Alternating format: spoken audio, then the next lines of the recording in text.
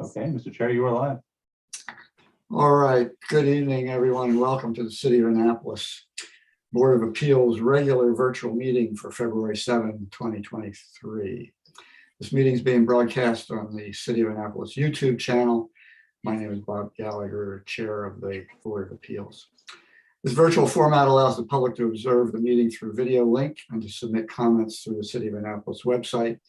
Links to the YouTube channel, the comment form, and the city's database for case information may be found on the agenda for tonight's meeting. On that point, the database. Jackie, is the new database up and available to people, or are we still working off eTrackit? Or Jackie, you're muted. This project is in the old database, eTrackit. We don't yet have any projects in the new, they're now called plans and not projects if you're searching for something, but we don't have any yet there. So you would look for this in eTrackit, same link that we've already been giving people. Good. And when we have a project that comes to you from the new database, we will be providing an updated link Okay. on the All right, website. I just wanted to let people know where to go. Right. And stuff. All right, so the folks that you see on the screen tonight are the members of the board. When a case is called, the representatives of the parties to the case will also appear on the screen, including staff. Also participating in the meeting are recording secretary Kim Consoli, our broadcast technician tonight, Julian Jock. Also participating may be representatives of the city attorney's office, counsel to the board, and of course, Jackie Rouse, the liaison to the board from the Department of Planning and Zoning, and one or more other members of the planning staff. Any public comments received by noon today and matters before the board tonight have been provided to the board, and the parties will be made part of the record. We ask everyone but the members of the board to mute their audio. If anyone else wishes to speak during the meeting, please raise your hand and I will call on you to speak. Let me remind everyone that communications with the board about any case by anyone other than a party to the case must go through the comment form. Communications by parties to the case, members of the board, must go through board liaison Jackie Rouse. No one under any circumstances should contact any member of the board directly about any case. So we'll begin the meeting this evening by asking Ms. Consoli to call the roll. Mr. Gallagher, Yes. Dr. Chen, Present. Mr. Walsh, Present. Mr. Hector, Present. Mr. Zazali. Mr. Chairman, Mr. Zazali said that he would be dialing in from travel. I expect him anytime. Okay. Well, when he comes in, please just note for the record what time he joined us. Mhm. Thank you. So we do have a quorum, even without Christian. Have the members of the board had a chance to review the agenda? Are there any corrections or additions? Yes. If not, may I have a motion? I move that the agenda be approved. Is there a A second? second. Second. Thank you, Mr. Hector. All in favor? Aye. Aye. Excuse me, Bob. Yeah. Was the agenda amended to include the approval of the annual report? I don't know, but we're going to do it anyway, Okay, as an administrative item. okay. We have one item of new business, administrative business, the approval of the draft report. I know this has been circulated to everyone. We talked about it a little at the last meeting.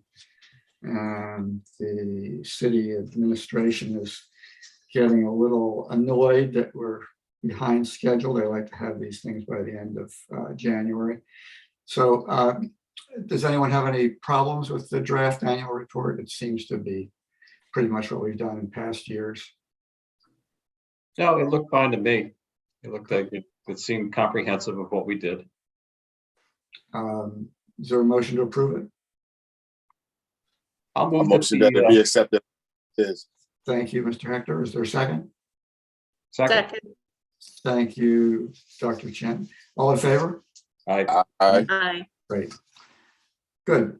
Well, Kimberly will forward that to Gina and to Hillary tomorrow morning, Great. okay?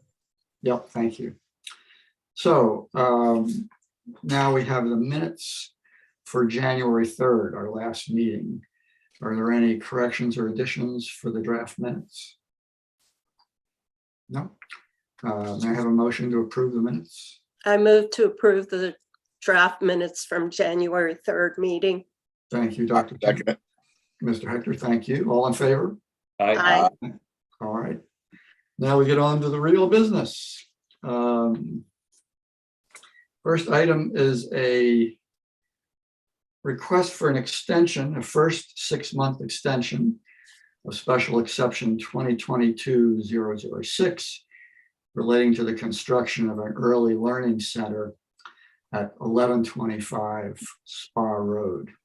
Counsel for the applicant tells us that the applicant's been working diligently with the city to work out issues concerning code compliance, but they have more work to do and they need the extension. Do we have Mr. Dales here or anyone for the applicant? No?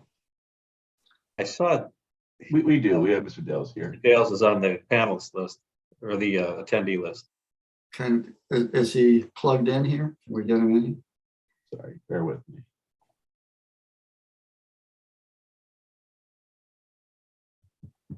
Well, while you're waiting for him, I can tell you that the grading permit for this project was issued today. And there's a building permit that I believe is ready to be issued. But they did issue the grading permit today. Do any members of the board have any questions for Mr. Dales or staff?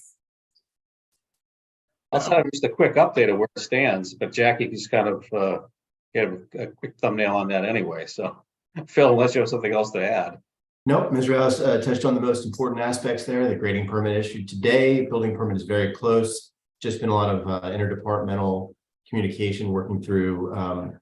It's a fairly complex project, as you all remember, and it's we're very close now, but it's I just need a little more time.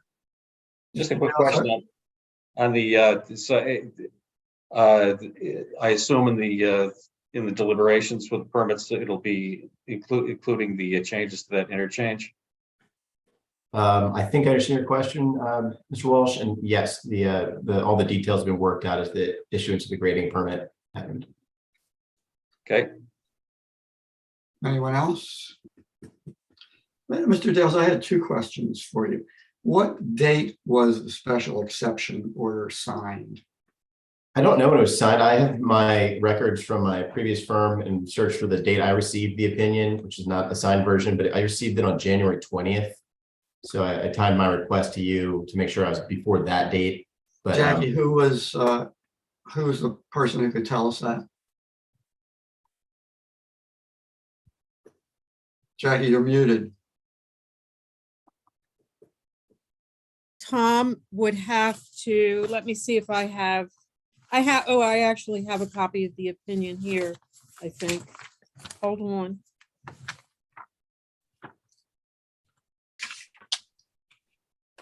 Tom, you sent the copy of the opinion to the board, correct? No, Jackie, I sent that, was asked that I send the staff report. I don't think I sent the opinion to the board. Mr. Chairman, I know I can at least say that it was no earlier than January 20th, because that's when I have the final version in my records. So it would have been after January 20th. That would have been the signed version. We can, I just want to get on the record from someone who's actually looking at the opinion. okay, I don't have the opinion in front of me. Tom, can you look that up and we can figure out that date before we get to the end of the meeting and tell you. Yeah, if you would work on that, Tom. Okay. I have to pull Okay. up, track it to look that up.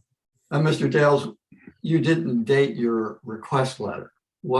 Correct. Can staff tell me what date the request letter was received? I don't know. I mean, it came by email. I noticed myself that he didn't date his letter Well, either. I the can look email that should- up. The email I know, header, the Okay, email header should have a date on it, Jackie. I guess I know that. I will have to pull that We up. sent, also. we sent the request on the January 12th. So I think with That that, sounds correct. so January 12th was the request, which again was necessarily before the issuance of the 1 year or a 1 year deadline from the issuance of the opinion, which must have been after the signing of the opinion would have been after the 20th. So our request was, at least 8 days prior. All right, you all know that I don't like to drag these hearings on any longer than necessary, but we have to have a record that shows we've complied with the ordinance. And the ordinance says we can't extend unless the request was made within a year before after. I guess that I assumed in the letters that he submitted that he was referencing the date that the opinion was approved, which. No, But if you just postpone these Mr. two Gallagher. extension requests to the end of the meeting, we'll I do it. will, because he also submitted the second one, I will look up that information and we can take them up at the end of the meeting, if that's all right with you. Mr. Gallagher, Yeah. Chairman Gallagher, for your That'll be placed at the end of the new business. Okay, guys, just a suggestion, since if they're looking to have a record that we comply, then I think we have that at this point in that our request was the 12th and the signed opinion was necessarily after the 20th. So that we have a record that the request was made in compliance 1 year at least prior. What's the record that it was necessarily after the 20th? Well, because the opinion was sent to me on the 20th, unsigned. The signing would have been after the 20th. Okay, that's convincing. All right. I'm happy to look up the information. Oh, Bob. that's okay, but you'll pay more attention next time. Is there a motion to approve the extension? I move the extension be approved. And I'll second it. All in favor? Aye. Aye. All right. Thank you, everyone. Thank you, Mr. Dales. Thank you. We've got one more extension. Request for extension in special exception 2022-005. First 6-month extension for construction at the Iron Rooster 12 to 18 market space. Council again submits that the applicants work diligently with the staff to resolve code compliance issues. So do we have any questions for staff or council on that one? Just a status. For that one, you actually do have a copy of the opinion, Yeah, we do. which was signed and adopted on March 17th, 2022. Yeah, we noticed that. Okay, You want an update, Michael? Just a quick status, yeah. Yes, so with that, we are currently engaged with 2 specialty engineers on code compliance for ADA and fire issues. It's because the spaces that are the subject of that approval are historic buildings that are connected to the existing use. So we're trying to determine what are the minimum requirements and what modifications might we need to either fire code provisions or building code or ADA based on the circumstances. So right now we are working with specialists to address the comments from staff on those subjects, those construction related subjects. Okay. Are we ready to vote on the extension? I move that the extension request for SE 2021-005 be approved. So second, A second. thank you. All in favor? Aye. All right, Mr. Dales. You've got 1,000 batting average so far tonight. Thank you, Mr. Chairman. Thank you, members of the board and Ms. Rouse. Okay.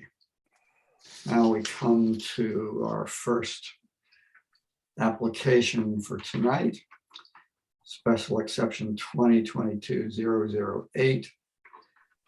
Application by Kumar and Sons LLC to establish a delicatessen at 133 Main Street.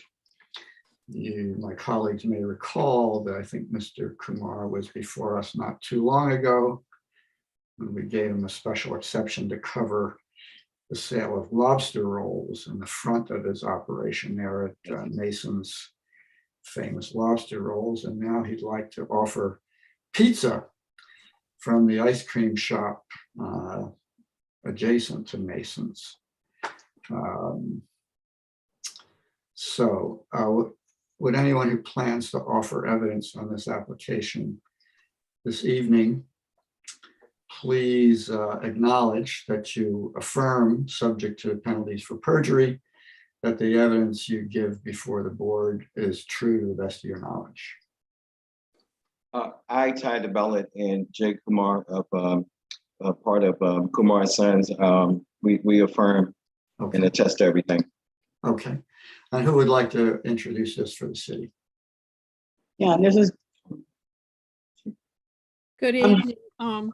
This is Jackie Rouse, and this is a special exception for use that we classified as a delicatessen to be located at 133 Main Street, and that is the property that is adjacent to the entrance to the garage, the Hillman Garage on Main Street, formerly occupied by an ice cream business.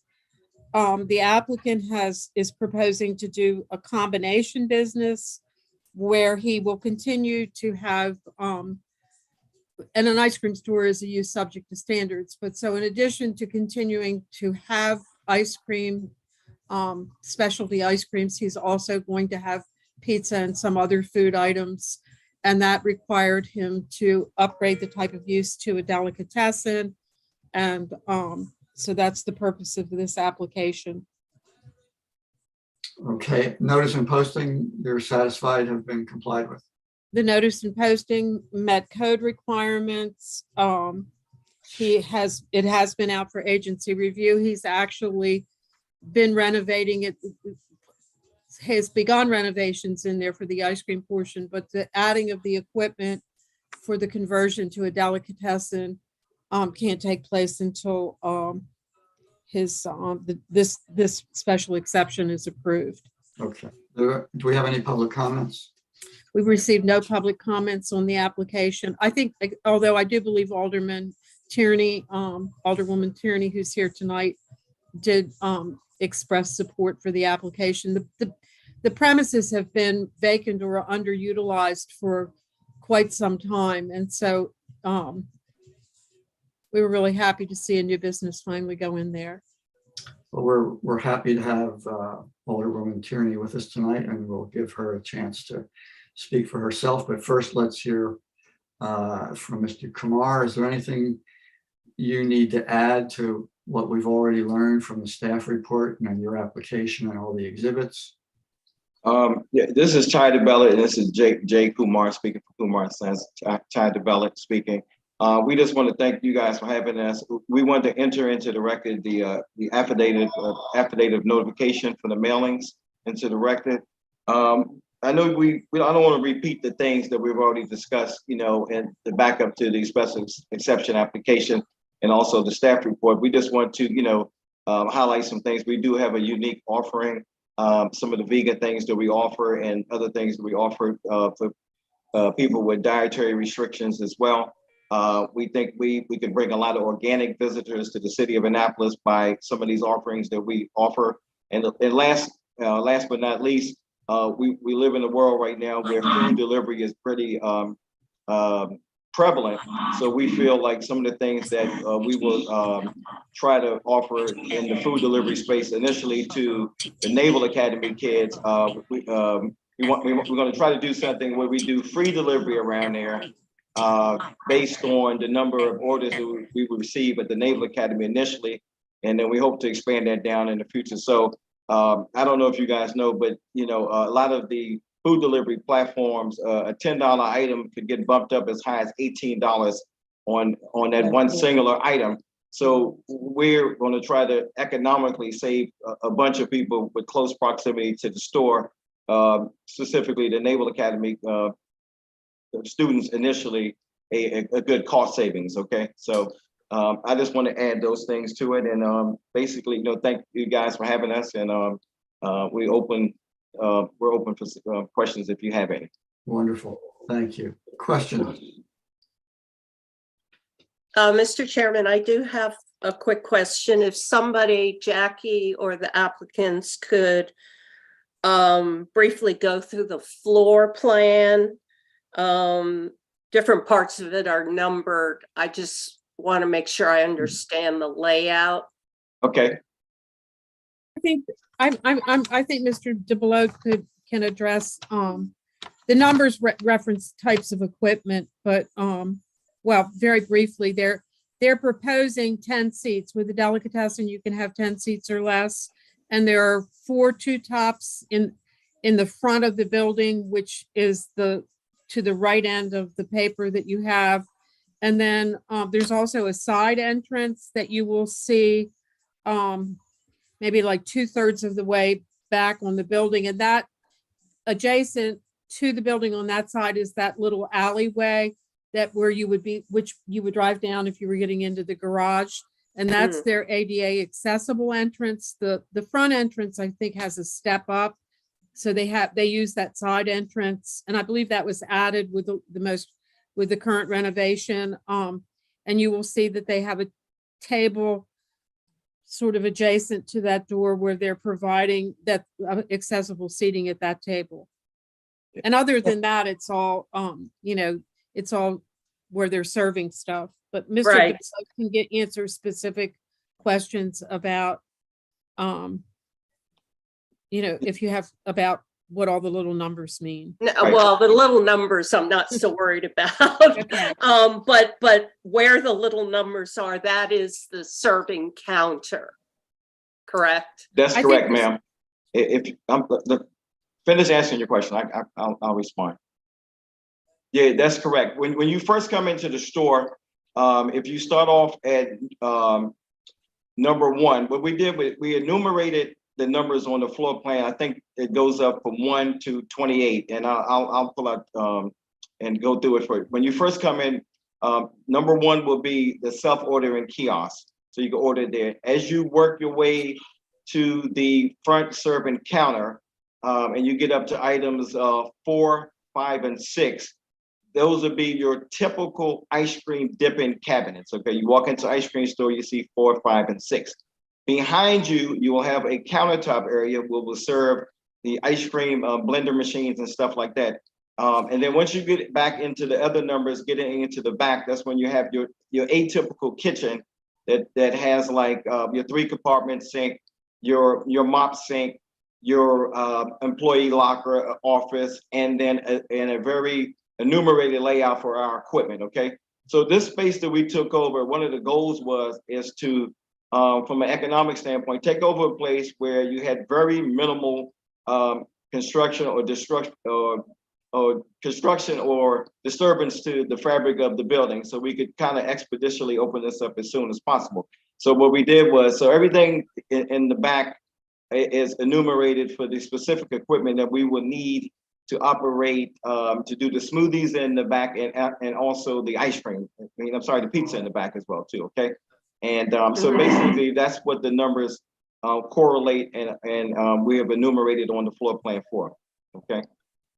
Thank you. Very helpful. Anyone else? Mr. Hector, Mr. Walsh? No, thank you.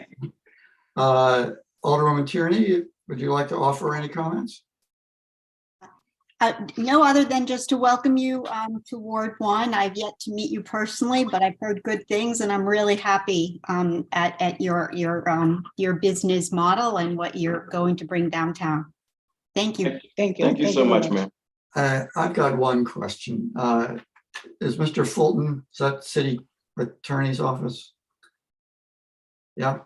Yep. Either for you, Trip, or Jackie. The requirements here require adequate police coverage. Is it the city's position that this Board of Appeals does not have to determine that the police coverage ratio specified in the APF law has been satisfied? I'll defer to the department on that one at this time, Mr. Chairman. We did send this to the police department for review, and their response was that adequate police coverage currently exists. No additional police coverage would be required as a result of the requested change. So they did comment on that positive, that it didn't, that they felt it was adequate. Mr. Fulton, this seems to me to be a legal question. I'm kind of looking for your view on the law here. Does this, I mean, I assume the city wouldn't be recommending that we approve this if you thought we members of the board had to find that the 1.3 ratio has been satisfied, because the record is that it's not. It's That three makes sense to me, point- Mr. Chairman, but I can't speak to the city's interpretation as to this application at this time. Well, I'm going to take it that the recommendation implies that's the city's view. And I'm going to be very disappointed if I learn otherwise. I believe that that standard is required in conjunction with, if you required to provide an adequate public facility certificate, but I we don't. understand the distinction. Right. Yeah, I understand you can argue it either way, and I want to know what the city's position is. Well, then we would have to defer to the Office of Law on that issue. I don't want to hold these people up. I'm going to take your recommendation Okay, personally as an implied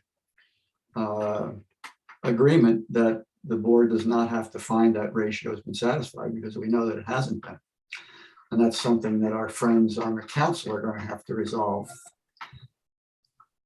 So I'm sure your friend on the council who's here tonight is taking that all in, Oh, yeah. No, I understand the question, though. right? well, I mean, Mr. Chairman, should we defer until the city renders an opinion? well, if that's the consensus on the board, we should do that. I'm reluctant to hold these good folks up, because I think I know what the answer is going to be, but This was sent out for the standard review process for all special exceptions that, we send them out for agency review, and that includes health, police, fire, public works. And we provide you with response comments based on those agencies reviewing it. I And the hear police you, Jackie. department did not have any objection to the application. I mean, Do you they have signed any- off on it. Do you have any reason to think that the police department considered this legal problem? I don't. what troubles me is it sounds exactly like some of the previous ones that we received that came into question, police department. Yeah, right. So we're going to go back to our old pattern. We'll deliberate after we hear the next application, but you guys give that some thought, and I'm willing to go with whatever you guys are comfortable with. Yeah. Okay, so we will, Mr. Kumar will close the record on this for now. And we're going to hear another application for a special exception on State Circle. And when we've finished the hearing on that, we'll come back and try to reach a decision on your application and the second one. Thank you very much. Thank Thank you. So Julian, if you'll excuse Mr. Kumar and invite in the folks for 86 State Circle. Sure.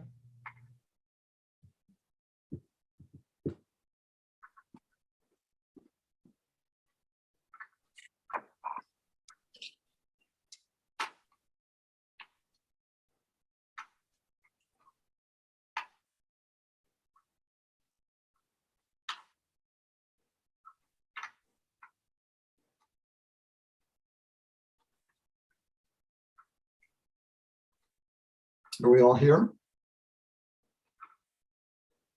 There's a couple more coming, Mr. Chair.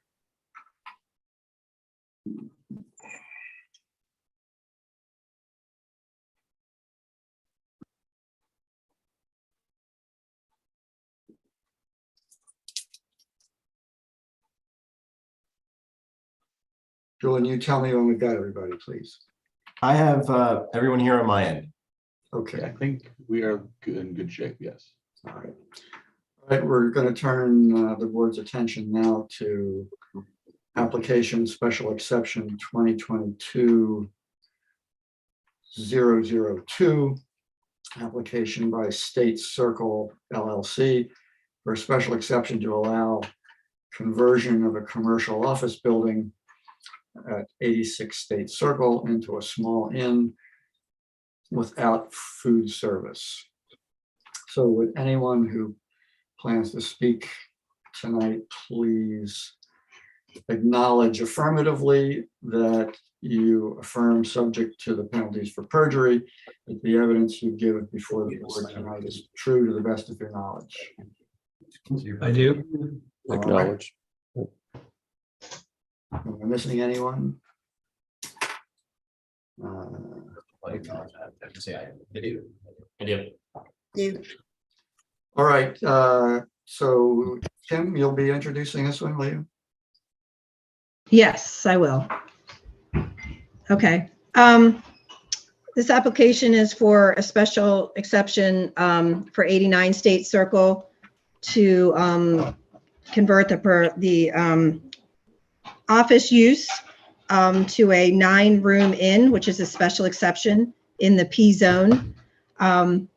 To clarify, based on some comments we've received, the definition of an inn in the city code means a hotel which has no more than 20 sleeping rooms and/or suites for use by transient guests and which has no food and beverage service other than that provided for guests of the inn and which may provide meeting or conference facilities for guests of the inn. This inn is, like I said, is consisting of 9 rooms. It has several common areas, one on the first floor, one in the basement with an event space. We have received upwards of 40 comments for this project. And before I go on, I would like to clarify or remind the board that the city has reviewed this project as it pertains to the type of use and not specifically for who the applicant is. Many of the comments, the positive comments, were from local businesses within, along Maryland Avenue or within the city limits. We've also received some concerns from the neighborhood. I'm just going to try to briefly go over some of them quickly, and then what I don't answer, maybe the applicant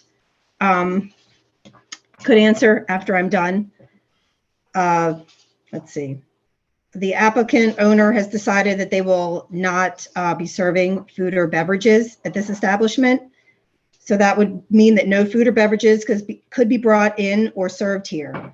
So if the applicant would want to serve food or beverages to the guests as allowed by code in the definition that I just went over of the inn, they would need to amend their special exception approval. There were also concerns about the uses of this property based on the property owner's uses at their other establishments in the city. First off, these properties are not subject of the hearing tonight, but based on the neighborhood inquiries, the city has opened code compliance cases on these with the issues in question. Wait a minute, I'm just trying to look at all my notes really quick. So I'm hoping that as part of the applicant's proposal tonight, they will review what the uses for their common areas and event spaces will be within this building to clear up any neighborhood concerns.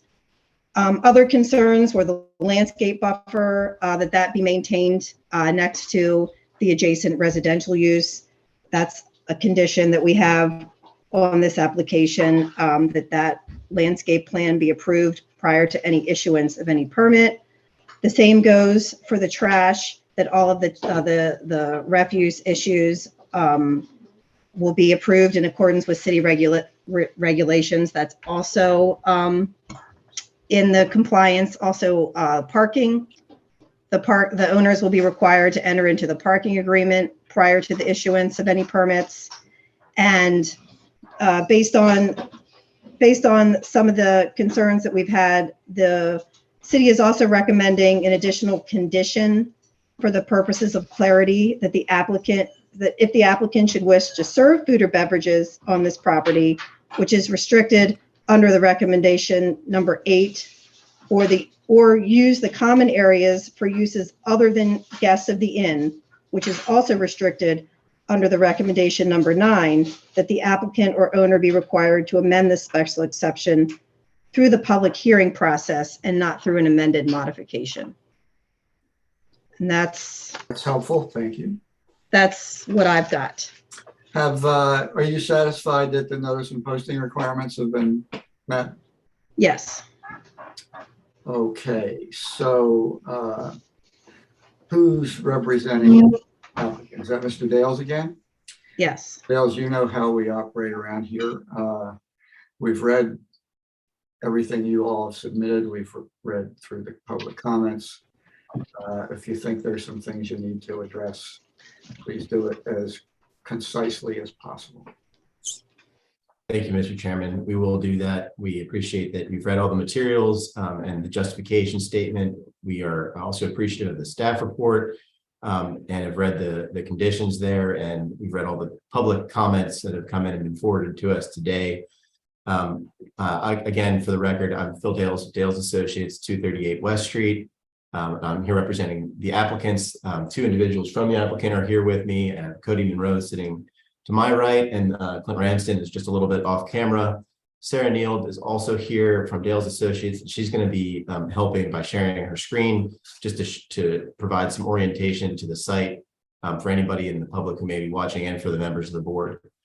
So if Ms. Neild would be allowed to share her screen, I'd appreciate that. We also have, and I do want to take just a quick minute to mention this, we've had 2 architects working on this project, and for a long portion of it, we have T. Averill Architects LLC, and we want to extend gratitude to them and recognize them for all that hard work. And additionally, and here with us tonight, we have Mr. Leo Wilson from Hammond Wilson Architects. We also had surveying and site planning work from McCrone Engineering, and then specifically with an issue you may or may not hear about, depending on testimony and questions, we had Jensen Hughes provide some technical assistance for fire protection, professional engineering opinion that was critical to getting us to this point. So I want to recognize everyone.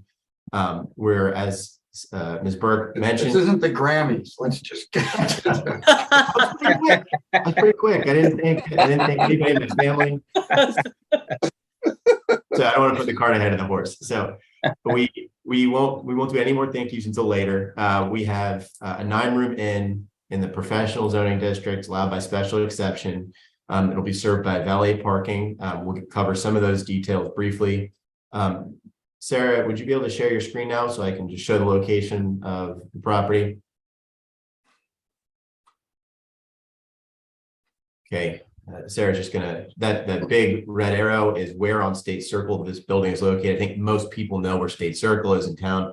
We just wanted to show everyone that it's this intersection. Now, Sarah, you could just move to the interactive map and kind of navigate people in closer. This is the building. We're actually one side, 86 State Circle of a duplex. You'll hear a little bit more about this building because it is an important historical asset in the city. We've done a lot in the process to get here that is also important for your consideration tonight. We first met with the board of Downtown Partnership, which is the sort of an organization for businesses in Ward 1 and downtown generally. And then we met with, we had a meeting for their full membership, and they've provided their support throughout this process. We next met with the board for WARA, the Ward 1 Residents Association, and then met with the full membership of WARA and presented to them. Following that meeting, we had a communication and then in-person meetings with Alderman Tierney, which we greatly appreciated. And that's been invaluable going from the early stages of the process to now. And we also presented and got feedback from Mayor Buckley and the administration staff. And then last but not least, there were individual outreach efforts and individual meetings with some of the residents and neighbors who have expressed what's been characterized as concern. But in each case, all of those members, after our individual meetings, it clarified there's no opposition by anyone. Just wanted to, they want to highlight these sort of key issues that they want us to think about in operating an inn at this property. So with that, I'm going to present our case just through the combination of proffer for anything we don't have actual evidence of, reference to our statement and the materials you already have and have had reviewed in the interest of time, and then testimony by the applicants. and Mr. Wilson, and that will be it for our case. So with that, I'll begin by asking a few questions of Mr. Monroe, who is sitting here to my right. And I'll ask him to start by just giving his name and address for the record. Certainly. My name is Cody Monroe, and I reside at 38 Pinckney Street in downtown historic Annapolis. Thank you, Mr. Monroe. And you're an owner of the applicant entities, is that correct? That's correct. Okay. And can you briefly give the board the history of your experience in the hospitality industry and in development? Certainly. Thanks, everyone. Clint Ramsden and I began our involvement in the field of real estate development in 2013 while we were flying helicopters for the Navy together in Jacksonville Beach, Florida. Clint and I have performed successful renovation and development projects across many different types of properties since that time, to include single-family homes, townhomes, condominiums, apartment complexes, as well as spec residential developments. Jacksonville Beach is a popular regional travel destination for beachgoers, and the local economy has been travel-oriented for most of that city's history. As it relates to hospitality experience specifically, we had the opportunity to utilize some of our locations in town to create very creative, highly customized spaces that served as attractive, shorter-term travel accommodations for visitors.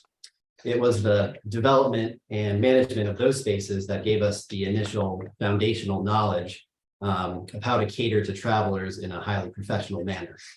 Here in Annapolis, 134 Prince was our first opportunity to create a full-service, hospitality-oriented space, though this is quite different from short-term rental. This property is staffed 24 hours per day by professional staff members with concierge team members to structure custom weekend itineraries for each of our guests. It is the boutique nature of this property at 134 Prince that allowed us to really elevate our knowledge of professional hospitality management.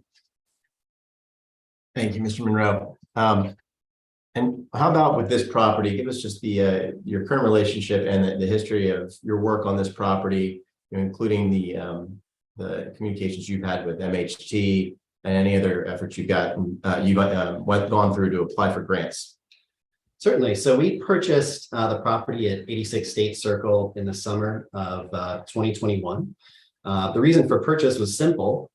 We were struck by the breathtaking architecture of this building. And after touring the interior, we knew that this building could and should be renovated and restored to the incredible gem that it once was. Since purchasing the building, we've been working intently with architects, interior designers, and contractors to design a plan for the building that would accomplish that goal exactly.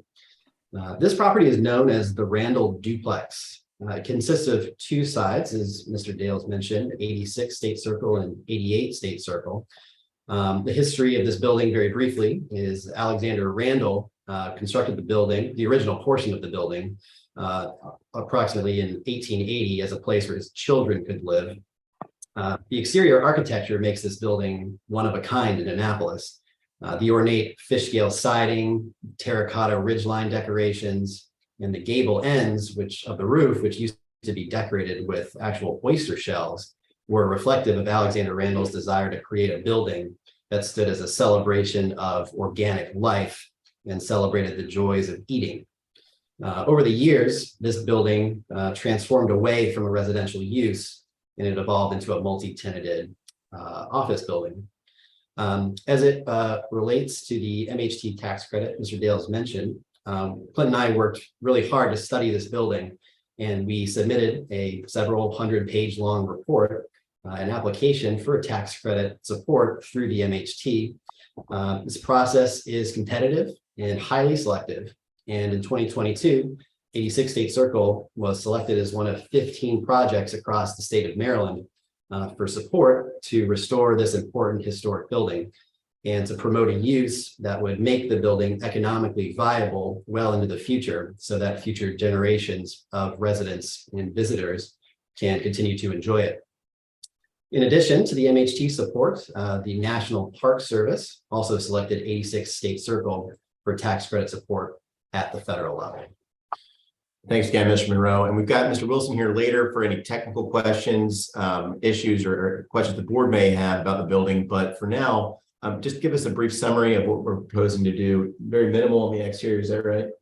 Yep, that's right. And we think the best way for residents to envision the future of this building is by looking at the photography of the rooms at 134 Prince today. They can all be viewed online at 134prince.com. The same award-winning local interior design firm that outfitted 134 Prince has created a similar, very elegant design plan for 86 State Circle. Individual guest rooms are bright and inviting, and no two guest rooms are alike inside the building.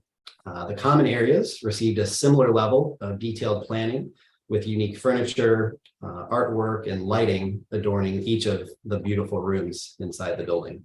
So mostly Mr. Dales, let me interrupt you. I thank your client for the description, and I think some of us have read about some of his other operations in the paper, but let's try to focus the testimony on the criteria for special exceptions, please. Yeah, that was our last question here from Mr. Monroe. I just wanted to summarize that by saying, because it is relevant to the approval, it's characterized by unique interior renovations and no exterior structural changes or changes to the facade. Is that right? That's correct. The only change occurring outside of the building, which is subject to HPC approval, is the addition of a wheelchair lift at the rear of the building, which would allow us to accommodate people who transit via wheelchair and allow them to enjoy the common areas inside the building. Thank you, Mr. Monroe. That's it for Mr. Monroe. And those were questions about the changes to the building that are relevant to the special exception criteria and to the property. I'll now ask Mr. Clint Ramsden to come and answer a few questions that relate to the impact and the compatibility of this proposed use with the surrounding neighborhood.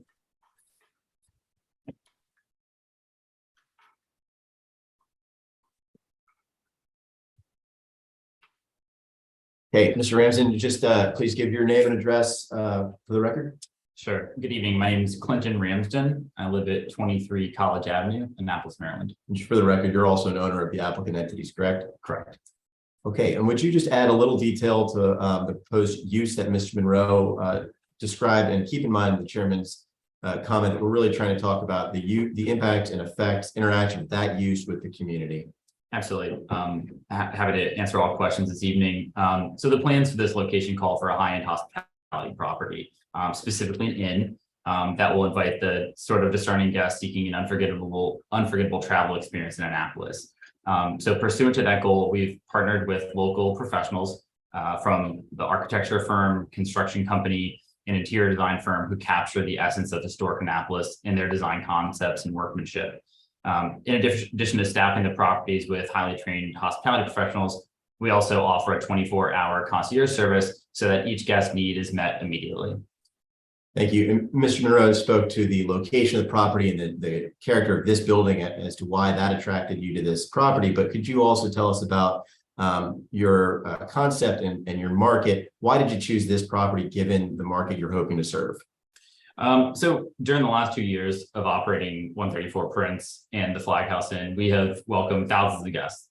And generally our guests are visiting from neighboring metropolitan areas, we've learned. Most are couples who are celebrating a milestone occasion like an anniversary or birthday, or visiting Annapolis due to its unique architectural, cultural, or recreational attributes. Our guests are extremely respectful visitors to the city who enjoy its rich history, dynamic culinary scene, and seasonality. I think this is most evidenced by the dozens of letters of support from our restaurant partners who have confirmed on several occasions that our guests are among their favorite due to their politeness with staff and extraordinary offerings of gratuity, which are much appreciated by the working men and women within the service industry. Okay, and so in essence, you saw a need for this overnight accommodation in this area. And that is both with regard to the restaurants and having a partner for an overnight accommodation and the community that you're going to be in, correct? Absolutely. So over the last 2 years, we've gained experience operating these 2 hospitality properties. So we have unique insight. And we found that there are many small gatherings that are attracted to hospitality properties just like this. Most conventionally, this takes the form of a small corporate retreat between less than 10 people who will enjoy a weekend getaway while they conduct internal conferences in the properties and common area spaces. Thank you, Mr. Ramsden. As you serve your clients in this location, tell us a little bit about the parking and handling of trash so as to minimize any impact on the community. Yeah, so on this question, I want to be extremely precise and confirm that on this question, we need not estimate. We wanted to actually get our current neighbors' impressions of having the Flag House Inn and 134 Prince as their neighbors. So we went out into the community and we directly asked them. The praise was resounding and universal. Not only did they appreciate the care we exercise, the maintenance of each property's exterior and landscaping, but they have never once in more than 2 years registered a single noise complaint, a single vehicular access complaint, or any other kind of negative interaction. In fact, we go out of our way to be part of the fabric of the neighborhoods that we exist within. So for example, we decorate for the holidays, we welcome local trick-or-treaters on Halloween, and we'll even commonly allow our neighbors to use our excess parking capacity when they personally have an event that requires more parking than they have room for. Music is never authorized outside of any property, and the staff is present 24 hours a day, 7 days a week to ensure guest behavior is in accordance with our requirements. So, Mr. Ramsden, I think that's relevant and helpful, I hope, for the board in terms of how you'll execute the plan to operate this property in a way that doesn't impact the residents negatively. But in terms of the specifics of the operation, this will be served by valet and no requirement for on-site parking. Is that right? That's correct. And what we found is that when we do valet park cars, the large majority of our guests, if they happen to arrive by car, and many do not, but if they do, what we find is that we valet park their cars upon arrival, then they retrieve their keys in their car when their stay is concluded. When we welcome guests to our properties, we welcome pedestrian visitors to Annapolis who do not compete for parking with the city's residents and its visitors. And you've had experience in these other properties that allow you to accurately estimate how much trash you expect you'll have, and you know how you're going to handle it for this property, correct? Absolutely. Again, on this issue, we don't have to estimate because we have firsthand experience. So we have capacity for 2 96-gallon hand-pushed receptacles that at our other properties more than exceeds the capacity that's necessary. So we know what the trash requirements are. We know the capacity to meet them on site. And the minimal trash as compared to a hotel is largely because you're not serving food and beverage to these customers. There isn't a bar or restaurant open to the public, correct? That's correct. Right. So the trash, if the weekly trash is primarily tissues, paper towels, cleaning materials used to service the rooms, and it's quite minimal. And you would employ, I think you already addressed this, but just to confirm, you'd employ the same operation strategies to make sure that noise is not a disturbance to your neighbors as you use at your other properties. That's correct. So the space, there is no outdoor gathering area. Most notably, the property is staffed 24 hours a day. We've never had to actually say anything because of the kind of guests that we attract to our hospitality properties. But in the event that anyone ever was violating the noise ordinance, we would have someone present to immediately address the concern. Okay, and just 2 final quick questions for confirmation. You've reviewed our application materials that we submitted on your behalf, and you can confirm based on those that we'll meet all the special exception criteria requirements as described in our statement and in the staff report, correct? Correct. Okay, and anything else you'd like to add? Well, first, I just want to thank the city staff and the board members. And I know this isn't the Grammys, but we do share the same passion that you all do for making prudent choices for the city of Annapolis. And I also want to thank all of the community members who have engaged with us about the project. The amount of community support has frankly been overwhelming. And I think this is due to several reasons. One, we don't only work here, both Cody and I live here. In fact, I live less than a quarter mile from the subject property. The Annapolis expressed appreciation that developers live within the community in which they actually are working and undertaking historic restoration efforts that will accrue benefits beyond just our personal interest. Many supporters have also cited our extensive background operating properties very similar to this one that is proposed. We're a known quantity, and I think our neighbors really appreciate that. And I think we've generated a reputation as the public comments indicate as individuals who professionally manage their properties that we own. We look forward to enhancing the State Circle neighborhood that includes a diverse array of offices, restaurants, and shops, and most notably the residents who clearly care about the community as much as we do. Thank you, Mr. Ramson. All right, my next set of questions, Mr. Chairman, are for Mr. Wilson. Mr. Wilson, just for the record, could you just state your name, address, and professional expertise? Sure. My name's Leo Wilson. I'm with Hammond Wilson Architects. We are at 430 4th Street here in Eastport, and I'm an architect licensed in the state of Maryland. I think most of the board members will know Mr. Wilson.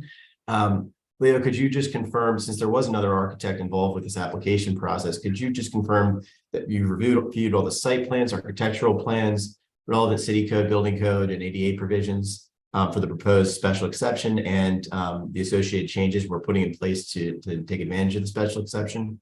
We have. Thank you. And you're also very familiar with the city in this specific location in downtown Annapolis where the special exception is proposed, correct? I am. And can you give a brief basis for your familiarity and your knowledge of this part of the city? Wow. Well, I can tell you we do a good deal of work in the historic district here in the city of Annapolis. We're familiar with this building because it is an important one.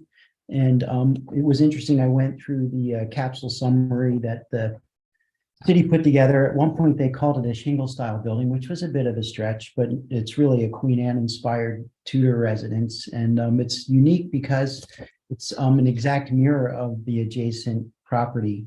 It's designed to be seen from an angle. It's not a frontal building. You can see that in the photographs. And yeah, it's a great structure, and it'll be great to see this thing activated in a new way since it's been vacant for a little while. So based on your knowledge of the building and the community surrounding it in the professional district right near the State House, just address the special exception criteria here. Do you believe this proposed use would detrimentally impact or endanger the public health, safety, morals, convenience, or general welfare? I do not. And could you tell us what you think the impact of this use on this part of the city would be? Well, if we look at the historical use, the most recent was for almost multi-tenant office space. So from my standpoint, you know, the use, while it's different, is not dissimilar from how it has been used in the recent past in terms of people in and out of the building. So I think also combined with, you know, the necessity for additional places for people to stay when they visit our town, I think it's nice to have a place where people can experience a building like this firsthand. You know, this is a really exceptional structure dating back to, I think it's the 1800s, mid 1800s. And, you know, people don't get to go into buildings this special very often, particularly if you aren't lucky enough to live here. So I think there's a lot of great things that can happen with this adaptive reuse of this great structure. Thank you, Mr. Wilson. I think that addresses criteria B and C for special exception. Is it your opinion that there are adequate utilities, access roads, and drainage necessary for this proposed use? There are. Thank you. And do you believe there are adequate measures will be taken to provide ingress and egress in the parking strategy we've described and for the pedestrians to minimize traffic congestion in the public streets? I do. Okay, and the special exception is otherwise compliant and compatible with all regulations of the district, provisions set forth in 2164 where applicable, and the comprehensive plan, correct? To the best of my knowledge, they are. Thank you. So Mr. Monroe gave us some description of the existing structure. You have as well. Is there anything about this structure that you want to add when we talk about the improvements for the small things we're doing on the outside, the wheelchair lift, the other site-related changes that we're making here? Yeah, well, if it's acceptable to the board, I could run quickly through what we're doing and make sure that that's acceptable, but I don't need to do it in an exhaustive fashion. Sure. Mr. Chairman, we urge you to keep this brief, but if Mr. Wilson could just share his screen and provide some comment for the record, appreciate it. As relevant to the criteria for special exceptions. Thank you. So let's do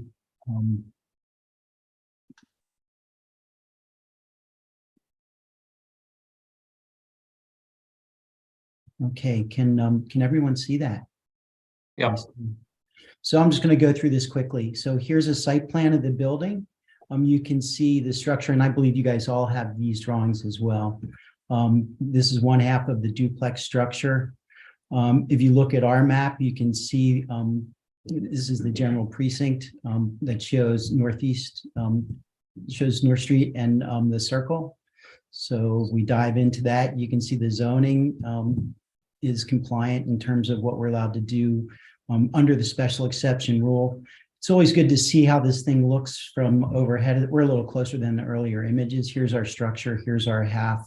Here's the circle. The only exterior adjustment that we're looking to make is to provide ADA compliant access for anyone who has mobility issues. So that happens in this back section here, behind this existing enclosed porch piece. As I said, the building was designed to be seen from an angle. The structure stays the same. There's really no changes to the exterior from this view. Again, from here around the rest of the building, all this is intended to stay the same. Again, you guys have these plans. So what we've done is just kind of work on reconfiguring the interior to accommodate the proposed use.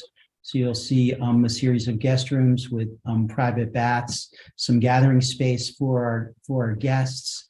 On our first floor here, there's additional bedrooms provided. These houses routinely had 2 parlor type rooms in the front. Those will remain as space for people to see how they were originally intended to be used. So there's these pocket doors that go between the 2 sitting areas. You'll see that in many houses like 16 Maryland Avenue and many others have that same thing. Again, just a neat feature.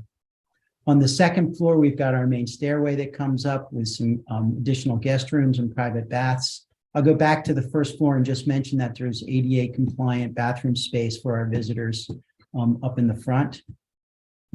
And then finally on the third floor, there's 2 guest rooms where there are 2 bedrooms now. So that's what they were intended to be. Just the bathrooms are reconfigured so that they're commensurate with the services we're hoping to provide. Existing floor plans, I won't spend time on those. On this drawing, you can see where the lift will go in the corner back here. This is in the back of the building. Here's the porch that exists today. The lift has been positioned behind it, so it's not visible from the public way. Again, you can see this is the porch piece off to the side. So the lift is not visible. I think that works well. It's directly adjacent to our handicap parking space right over here. We've got room in the back here for refuse to be stored out of sight and taken to the curb for pickup. Again, these are just drawings that show what we have, and the nice thing is we're not going to do anything significant to change those other than modest repair work if necessary. I will add that the discussion about the reuse of the building included extensive correspondence and working with the Office of Code Enforcement, and the chief of that, John Manasseh, has been through this back and forth. The nice thing about having new owners come into these structures is we can do some things to help bring them up to current code. So this will have a upgraded NFPA 13 fire protection system throughout. It's sprinklered. There'll be an interconnected fire alarm system added as a result of the proposed adaptive reuse. And so I like these projects because now we have an opportunity to protect a structure that's so important well beyond where it's protected today. Thank you very much, Mr. Wilson. And I think that'll conclude our testimony for the board. And Mr. Wilson's final comments are actually why I mentioned Jensen Hughes in my Grammy speech at the beginning of my comments, because that was really the largest piece of back and forth during our comment response. Those aren't really technically specifically applicable to special exception criteria, Mr. Chairman, but they were a large part of the application process.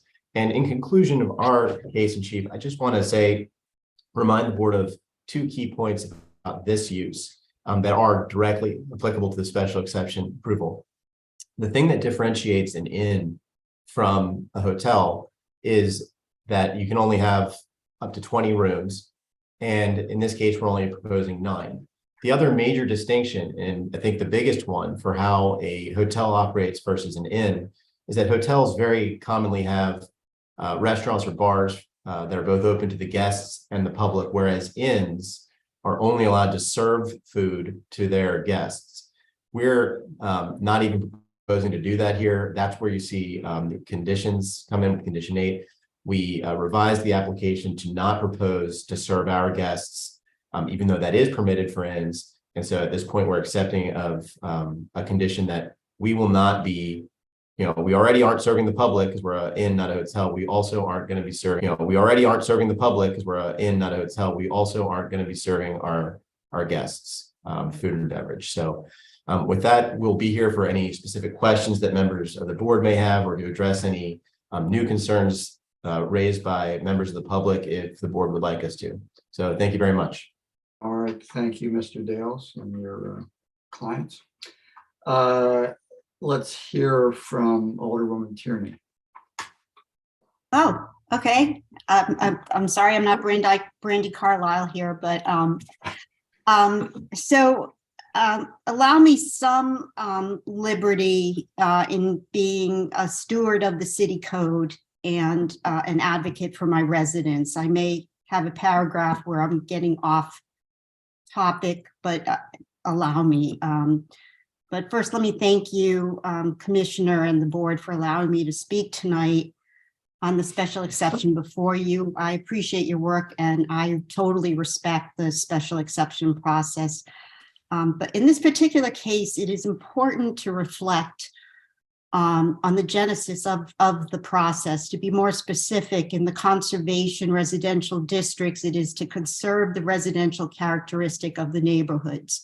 It's a thorough analysis of weighing the impacts of basically commercializing the property by selling a service, which in this case is hospitality, road access, signage, parking, etc., addressed. And I'm sure in this case, we've received satisfactory answers. And as such, I'm confident that this application should be approved on its own merit. The owners have done tremendous outreach, as they have spoken about. And of course, it has commercial support in that visitors hopefully shop and eat in our wonderful downtown. And I also appreciate the remarkable adaptive reuse that they are doing to these properties. And I'm very pleased that Leo Wilson is involved.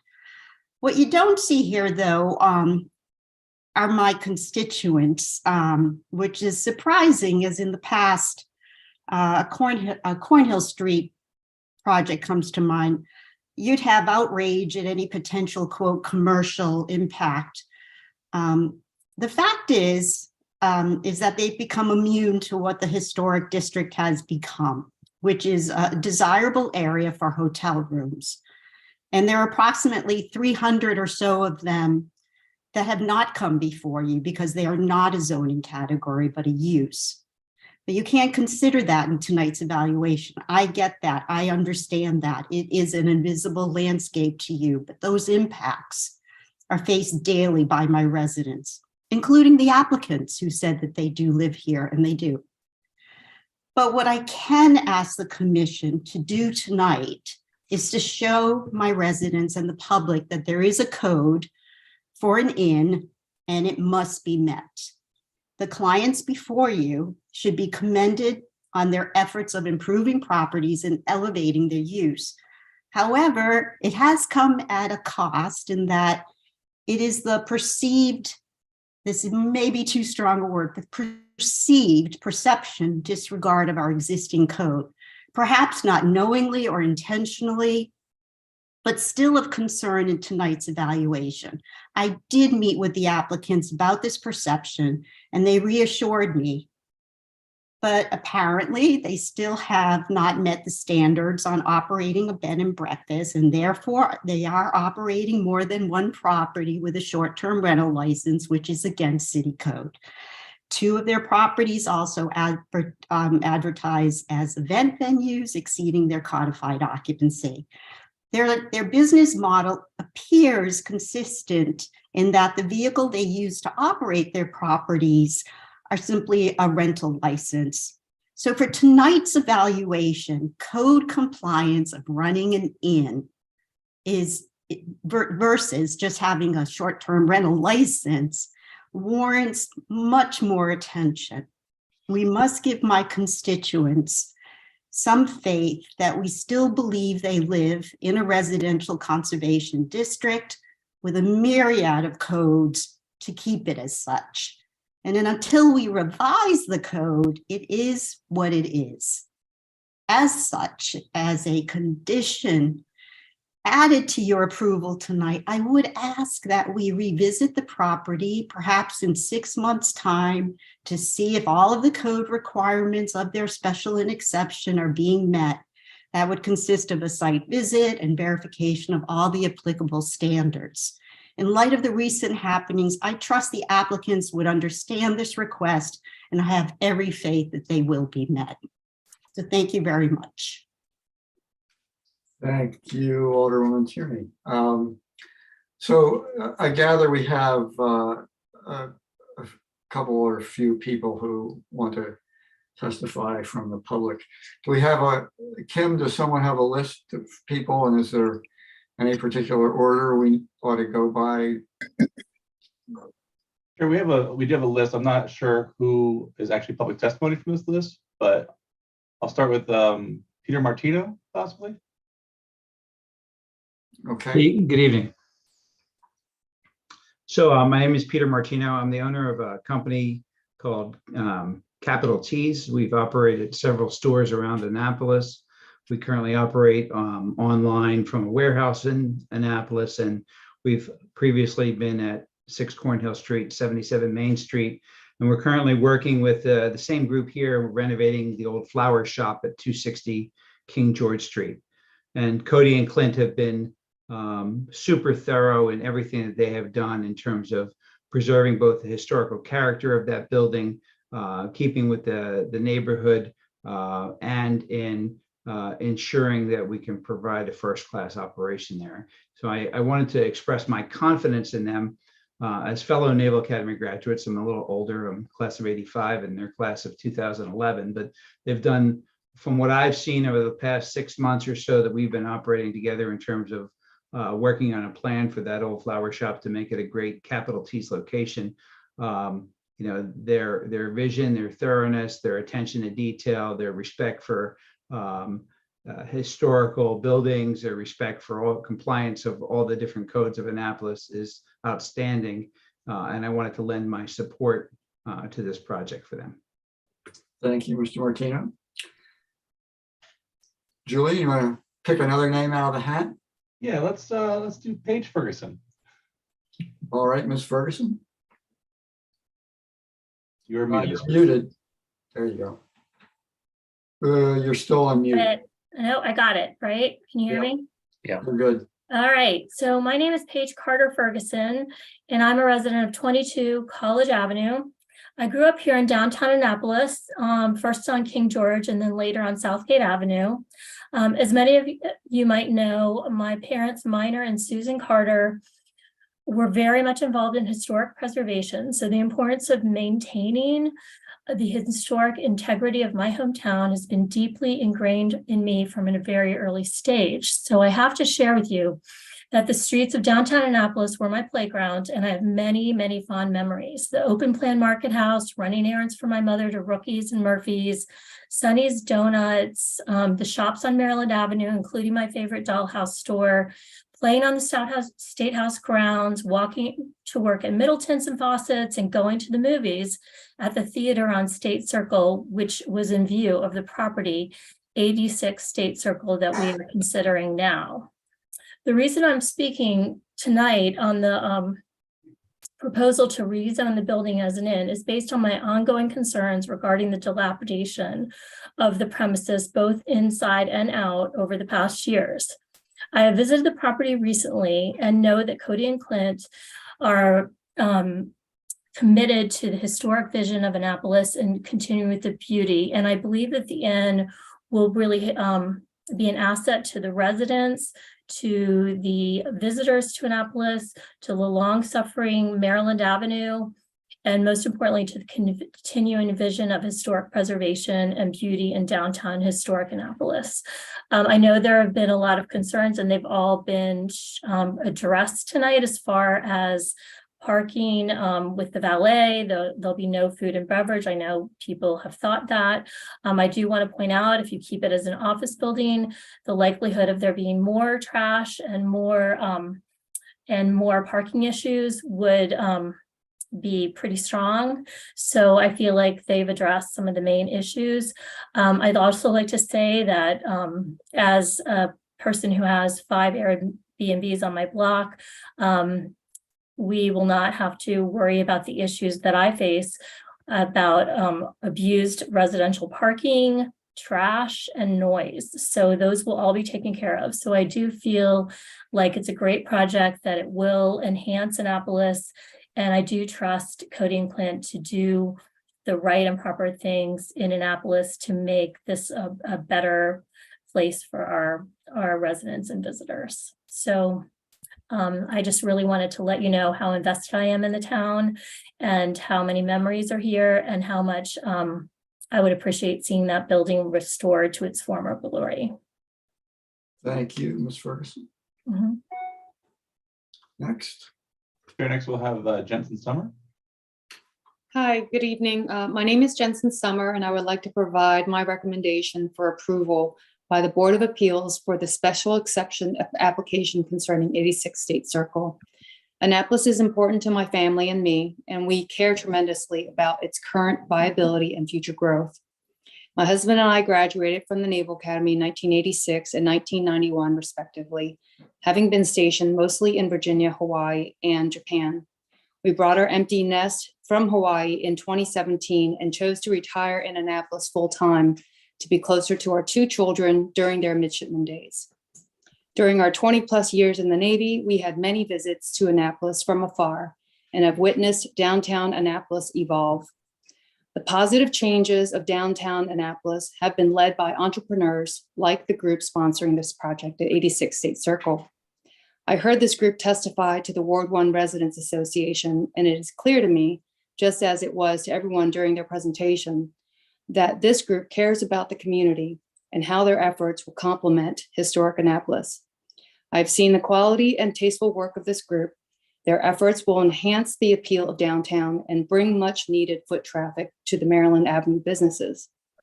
The dialogue between Ward 1 residents and this group that I witnessed was productive and informative. The residents asked good questions that evidenced their interest in this project, and the developers offered insightful answers that demonstrated they are experienced in their profession and deliberate in their intentions. My takeaway from the presentation was that Clinton and Cody are a class act, and that everything that they touch will be done with respect to the city and will bring a lot of benefits to the visitors and the residents. I would like to provide my strongest endorsement for approval of this application, and I look forward to seeing this building come to life in this capacity. That will ensure Annapolis remains economically vibrant and its historic buildings stand for many years to come through the investment of time and resources. Thank you for the opportunity to speak. Thank you, Ms. Summer. We have more, Julian? Yeah, I believe this is the last one, Mr. Chair. Tim Horner, I think is how you pronounce his last name. All right. Good evening. Can you all hear me? Yes. Yeah, my name is Tim Horner. I live at 22 Spindrift Way in Annapolis. I'm a local real estate developer in Anne Arundel County, and I did my MBA with Clint, and I'm friendly with Cody as well. Just wanted to express my endorsement for the project. I think that what Clint and Cody are proposing at 86 State is going to restore and ensure that a vacant property is going to continue to be utilized in the future and be a part of the community. I think they've hired a very professional staff to help their vision become a reality. And I hope that the city and what Peter, Paige, and Jensen expressed gets endorsed and ultimately gets approved expeditiously. Thank you very much. All right, questions? Any questions for the board? Mr. Chair, I have a few if you want me to start. First, Mr. Dales, to you or your clients, just in the number of public comments we received, I just wanted to make sure we were just touching on some of those bases. First of all, I know I saw that landscaping was mentioned, and I see it's one of the conditions that is that the staff has recommended that landscaping plan be. Can you just give us an idea of what the landscaping plan would be to make sure that the residents who live behind that barrier, it will take care of their concerns? Mr. Walsh, yes. First, let me say we've read the conditions when we were accepting of the landscaping related conditions. And then I'll also add that we have received a draft plan from a local landscape architecture firm that can provide some added detail and I hope some comfort for those neighbors who made comments about required landscaping. Mr. Wilson, do you have some of those plans or anything we can show or describe from the landscaping proposal we recently received? I do. I'll go ahead and share my screen real quickly. This won't take long. Yeah, I saw one slide, Leo, that you had that showed the landscaping plan of the back barrier. Yeah. Yeah. So here we go. So I think the concerns we were hearing about was buffering along the adjacent properties, both the side and the back. And this is a preliminary landscape plan that we've had put together by our friends at Campion Ruby. Really, what we're trying to do is, not increase impervious or any of that, but to provide some type of a border here that will help separate the properties and provide, a nicer view of the property from the adjacent properties and also from the public way. So this is just a start, as we said, but we've got a privacy fence scheduled to go back in place on the side. That's similar to a prior approval. And, just trying to upgrade this entire precinct in a way that's consistent with what you would expect for a dwelling of this character. Okay, thank you. Secondly, just the question that comes up a little bit in some of the comments too, which is the event space, I see that you've mentioned both in the in your submissions and also with the conditions 8 and 9 in the staff report refer to food service or that will not be food service except for those who are residents of the inn. And there's some concern about making sure that the event space is not used for events other than those who are residents of the inn. So you'll confirm that, Mr. Dales? Yes, Mr. Walsh, just a little added detail on that. I started on number 8 earlier in that differentiating this proposal from a typical inn. Usually inns are just restricted from serving food to the public, but can serve food to their guests here. And if you look at the staff report comments on page 6 about this, the difference is that we have agreed to not serve our guests, even our guest food and beverage. So yes, on number 8. Number 9, correct, we understand that the event space is for guests of the inn. Did I misunderstand your client when he mentioned that it might be used for conferences or small conference gatherings? Yeah. And Mr. Walsh, I'll ask the applicants to add some detail here, but again, a little bit of the evolution of some of those shared spaces or common spaces. The staff asked us to provide revisions with more details about how common spaces would be used.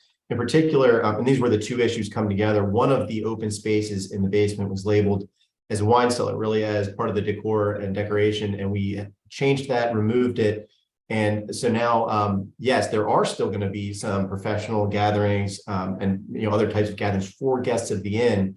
It doesn't happen very frequently. From their experience, the other properties, I believe they can give you a rough number of how many times the actual guests of the inn have had events at these relatively small overnight accommodations. But Mr. Ramsden, how many times would you expect, based on your current properties, that the guests of the inn would have events at the building? Approximately 2 or 3 times per year.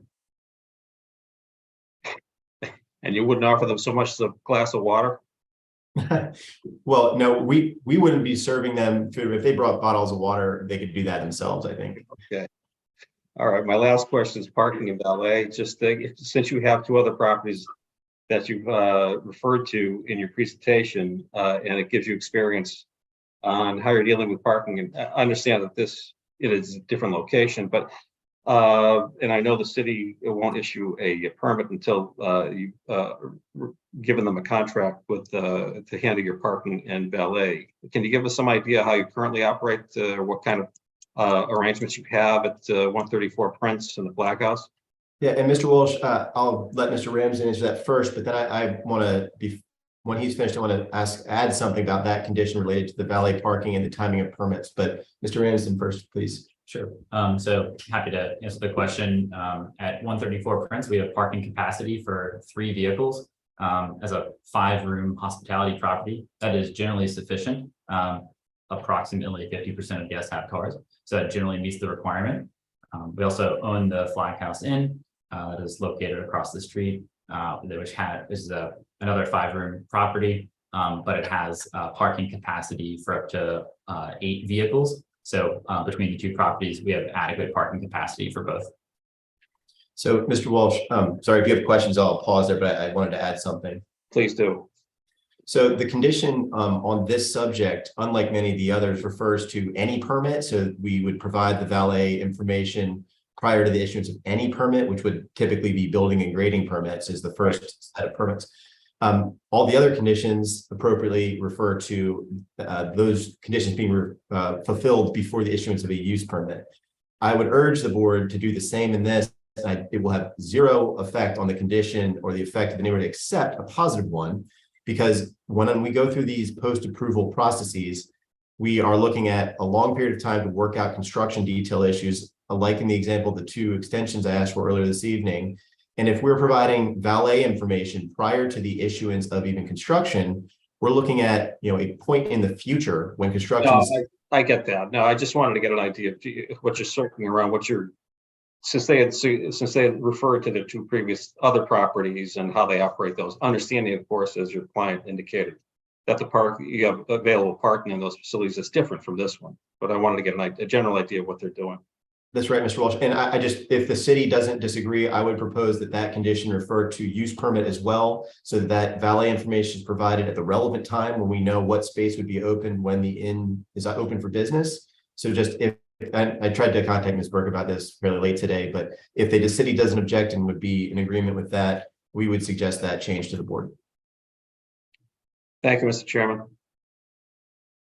Dr. Chen, Mr. Hector. Yes, I have a few questions for Kim Burke, if I may, regarding the recommendation language.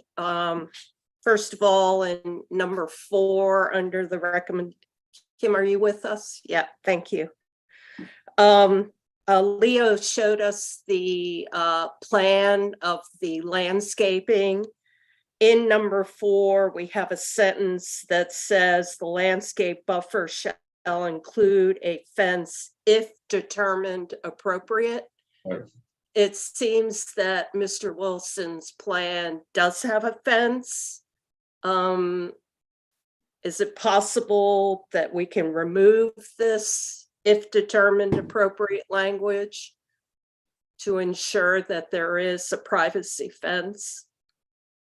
I think that was put in there because we weren't entirely sure that the residential neighbor behind us wanted a fence due to the location of his windows over there, and would have been more agreeable perhaps to, trees or shrubs blocking the view rather than when he looks out his kitchen window, a fence. So that's why we put that line in there. Okay, so you feel that this is language that would be acceptable? Yes. To the, okay. And also the landscape plan still has to be approved by the Historic Preservation Commission. So, they may have thoughts about what is proposed that are not necessarily compatible with what Mr. Wilson showed us tonight, which no one has seen. Okay. The final step of their approval process would be to go to Historic Preservation Commission for approval of the exterior changes that they're proposing. For the applicant, Dr. Chen, we would be amenable to satisfying HPC's recommendations for fence or no fence and the adjacent neighbors' request, whatever the consensus is, what the preference would be.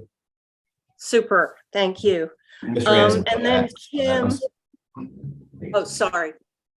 Just Dr. Chen, Mr. Ramsden offered to add something on that point. Yeah, I just want to mention during our outreach efforts, we actually spoke directly with former Mayor Hillman and Mrs. Hillman, and we specifically walked the property and got a firm understanding of what their concerns are. And we're both in agreement that they will express to us exactly what they would like, and we are willing to comply and place a landscaping package that is consistent with what their requirements are. Excellent. Thank you very much. Very helpful. And then moving to number 9, Kim, only to be used by guests of the inn. This is the space and conference room. Is it your understanding by that language that the people who use that conference room are only those who are booked into the inn as guests? That's the way we, guests, or can the guests reserve that room and bring in people? we interpret the code for only the use of the guest at the inn. Okay, great. And then in the public comments, I believe there was a mention of catering, that even though there will be no food and beverage served by the inn, that catering may be allowed. This goes to the applicant. Will you be allowing guests to cater? Dr. Chen, the difficulty with making any commitments on that type of a subject is it becomes a very blurry line between an applicant bringing their meal back to the hotel or the inn versus, service, full catering service. So we would think the restrictions on providing food service would sufficiently cover that. We read the comment in the letter. It came in fairly late, but we are, in agreement that there isn't to be, a food service event at the establishment. So I think that the catering specific language isn't in the recommendation, but the concern I think is addressed. There isn't, a plan to serve these events that may be for the guests of the inn with, large food productions. Mm-hmm. Okay. Then Kim, in recommendation number 15, going to Alderperson Tierney's comment about sensitivity to short-term rentals, might planning and zoning be willing to address that concern in recommendation 15? I might need help with Jackie on this, but this isn't, the way I understand this isn't a short-term rental. This is an inn, and a short-term rental is a zoning category and not a use. And this is an inn use, so the short-term rental isn't applicable. Am I right, Jackie? Well, a short-term rental is not a zoning use. It's a type of rental license. And the license that this applicant has for 134 Prince George it's a single family dwelling with a short-term rental license. And it's supposed to be operated solely as a single family dwelling. I think it's really difficult to make these kinds of comparisons with what's proposed for this property, which is zoned for commercial use, for properties that are not zoned for any type of event approvals. So I think we should stay away from that. I think Kim mentioned earlier that as a result of some of the comments that we've received in conjunction with this application, we have opened code cases on those two properties because they do appear to be, there seems to be a disconnect with what's allowed and not, and we need to focus on 86. So the reason why we put a condition in here that there's no food or beverage service is because they can only have food or beverage service for guests who are at the inn, but they didn't propose that.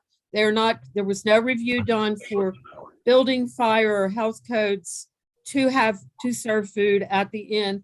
And I think that what so we feel that, and we didn't look at that impact of having events or food service here.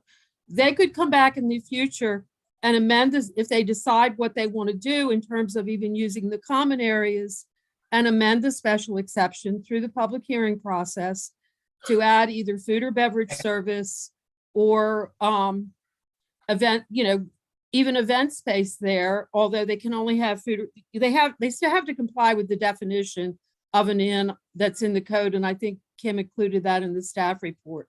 But at this point in time, all that they're asking for is to have 9 hotel rooms with, which was equates to about 18 guests, and to provide valet service. There's no parking on site, except that there is one ADA space that they're proposing at the rear of the site, adjacent to on the side street. His name escapes me. I think North Street. I'm sorry. And that can only be used as an ADA space. And we tried to cover all of those nuances in the conditions that we put on the use of the property. But, and we do understand that they are, that they do a fabulous job of renovating properties, and we're trying to be sensitive to that aspect of the application, while at the same time ensuring that we put conditions on the property that will ensure that it can only be operated in compliance with the zoning provisions of the code. Well, and Ms. Rouse touched on part of this a moment ago, Dr. Chen, and answered your question about short-term rental. And also, I appreciated one of the comments from Alderwoman Tierney on this earlier.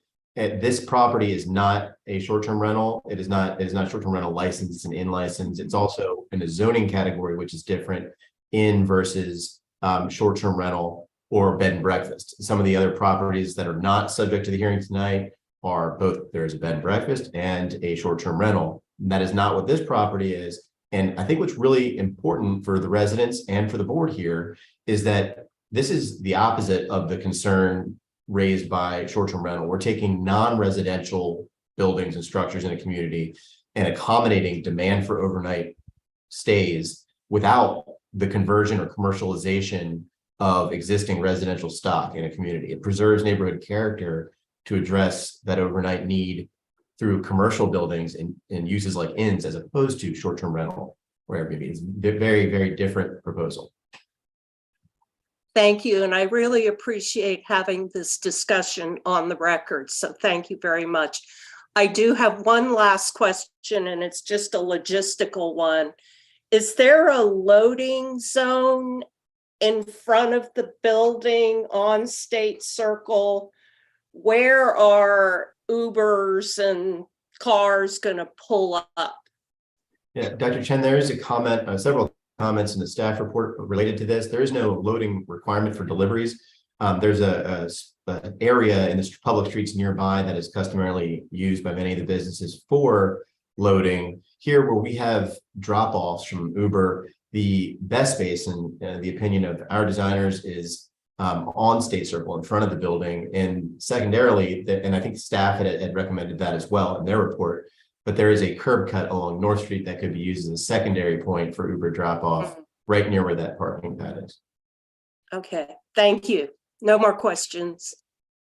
Mr. Hector? I'm good. Yeah, I'm good too. All right, so we will close the record and move on to deliberations. Applicants, commenters are certainly welcome to sit in on the deliberations if you'd like to do that. We thank Alderwoman Tierney for her appearance tonight, and other members of the public. We like to see civic engagement on these things. We'll excuse anyone who wants to be excused, and we'll turn to deliberations. Thank you, Mr. Chairman, members of the board. Thanks. You're welcome. So we'll begin with Main Street. Who would like to begin? Pizza and ice cream. Mr. Chairman, I'll give it a go. I echo what you first of all, this is not speaking to the application, the quality of the application itself. But I too have your concern that you echoed about adequate police protection. And when those words that came back from the police department relative to this application, had that same echo that we had heard on adequate public facilities comments, which is troublesome. I guess, having had time to think about it since the public hearing, this is not dealing with residential units, which most of those other facilities that are a part of some of the issues at hand in planning and zoning right now. So I guess I kind of, at least in my mind, make that distinction that the building in question is not going to be I don't see a substantial change in its current use. Maybe a little bit more foot traffic, might be a little more, well, with pizza, of course, a little bit more food, but I think the draw on city services, including police, I don't think is going to be enough to push me over the line to think it's inadequate. So I guess I'd be register concern about the larger issue, but as to this specific application, I find it does meet the criteria for a special exception. Dr. Chen? Well, Mr. Chairman, I do always prefer that we follow the letter of the law. If it is a requirement under the code, I would prefer to have an opinion from the city before rendering an opinion. I'm not really sure if it's the board's job to make a distinction between a residential application versus a commercial one. So I think I would prefer to not grant this special exception until we hear from the city. You're satisfied that otherwise the criteria have been met? Yes, yes, sir. Mr. Hector? I agree with Ms. Chen. I think we should wait to hear from the city. This is going to be a so-called pizza parlor. There's going to be a lot of youth coming down to the Main Street area. If the pizza is good, like they do at Lido's or on Chicken Pen Round Road, and I think we should wait and hear from the city. Okay. Mike, I appreciate your point that it's probably not going to be any different than the current situation. The reason I raised it is there's enough similarity in the APF law and in the requirement under special exceptions to raise the question of whether it was intended on the special exceptions that that the ratio be satisfied, and we know that that's problematic. And I think it's certainly a plausible interpretation that that was not intended, and maybe even the preferable interpretation. But I think it's also problematic for the city to ask us to approve this without telling us what their position on the subject is. And it's not any fault of the applicants. What do you think about if we approve the application subject to receiving the opinion of the Office of Law that this board is not required to conclude that the ratio has been satisfied? Well, I'm fine with that. I'm fine with that. Me too. All right, then, I think I agree that the applicants have met their burden. Would someone like to make a motion? I make a motion that we go ahead and approve with waiting on an answer from the city at the same time. Okay, is there a second? Second. All in favor? Aye. Aye. Aye. That's unanimous. Thank you for that.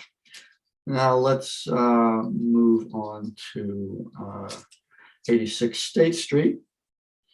We have a volunteer to start on that. You asked the most questions, Dr. Chen. Why don't you start?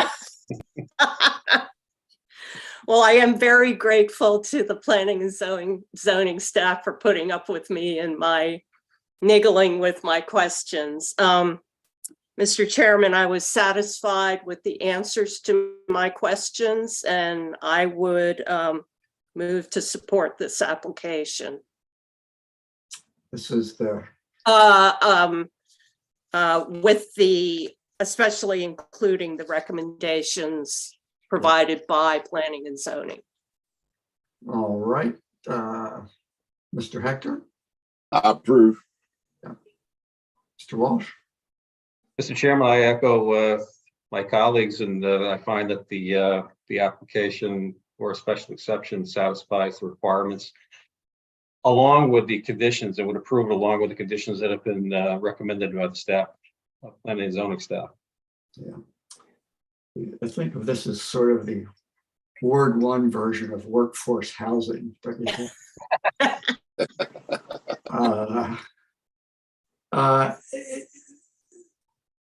Ellie Tierney raises a point. I think she's echoing what she heard for some of her constituents about enforcement of these conditions. And those of you who have been on the board for a while, this is not a subject that you haven't heard of before. We've had people come before the board and complain that noise requirements are never enforced, that trash rules are often not enforced, that deliveries are outside delivery hours and they're not in loading zones, traffic. We had one with Chipotle that they're supposed to use metal flatware and they're using plastic. And oh yes, we've never had any kind of a formal response from whoever's supposed to enforce these things, whether it's planning and zoning or the police or who knows what. But we've heard enough that there's seems to be credible evidence that there's an enforcement problem. But I wish Ellie was still here, because I think she had a clever effort to try to shift the enforcement burden to us. We put a condition in there that says they have to come back in 6 months and prove compliance. Well, that's not the job of the Board of Appeals. I'm sorry, Ellie, and to your colleagues, but I'm not sure who it is, whether it's you or the planning and zoning or the mayor or the police department or the city manager, but it's certainly not the Board of Appeals. I think the conditions that we see are the conditions that are appropriate to protect against the concerns that the residents have raised. And I think I'm with you all that they satisfied the requirements and we need to approve it. Also, like some people commented on compliance problems they've had in other properties. Well, that may be, but we can't turn down an application for that reason. We can't turn down an application because the applicants are convicted felons, as far as I can tell. Not the criteria. It's not the criteria. So is there a motion on 86 State Circle? I motion that we move forward as follows. All right. Let's just make sure that we have the conditions of a part of that. Yeah. Yeah, and that is in view of the staff report and the testimony, which Mr. Chairman, I think is very important that this application be approved. Yeah. All right, so they'll take, is there a second? I'll second. All in favor? Aye. Aye. Well, that's unanimous. Well, this is been a record long hearing I don't think we've had one this long for a year, for 2 years. Easily. So, Bob, I note that you all do not have an attorney present this evening, and if you're going to be communicating with her, the opinions on these two cases are due in 30 days, which according to my calendar calculations would be March 9th. I'll let her know. I think we should start including that in the emails we send about the opinions, giving the exact due date since it varies. That's due to be filed on March 9th, right? It's due to be filed in the file on Yes, March 9th. It's so due you to might want us for our review. Right, you might want to ask her I'll to take care have of it. that opinion to you by, if you were going to review it at your next meeting, Yep. which would be March 7th or earlier than that. Yeah. But just take that into consideration. Just a quick question I had on that, on the Main Street proposal, the first special exception. Should we receive some statement from the city law department relative to that? I expect that would be that would be a part of our final approval when the draft comes out. Yeah. Okay. And that would be within this, you would want that within the next, we would start the clock tonight, but they need to get that to you in a timely fashion. Mr. Fulton is here. So, yeah, okay. So we need to get it before any more permits are issued. okay. Yeah. There's Mr. Fulton, ready to respond. I heard you. I'll relay the request to our office. And will my colleagues delegate to me the authority to review and approve the opinion? Yes. Yes. Okay. Absolutely. All right, good, thanks. All right, then, so the next meeting, then you said, Jackie, would be the 5th? No, March 7th. March 7th. And I don't know that we have anything at this point in time to advertise for March 7th. And I will ask at staff meeting tomorrow if it will have anything, and I will let you know by email. That'd be good if we got a break. We could have a. Bob, you've had a lot of breaks already. You We just could had a have month. an early. We could have an early St. Patrick's Day celebration. That's right. Okay. Yes. Hey, Nadine, who's that behind you? That's my dog Chet. That's Chet. That's Chet. He's the working pet therapy He's dog. the man. Chet is the man. He's the man. Okay, everybody, and thank you. Enjoy the game this weekend. Thank you, Mr. I Chairman. move to Thanks, adjourn. everybody. All in favor? Second it. I second it. Aye. Aye. Good night. Bye. Good night. Thank Good you. night. Bye. All right.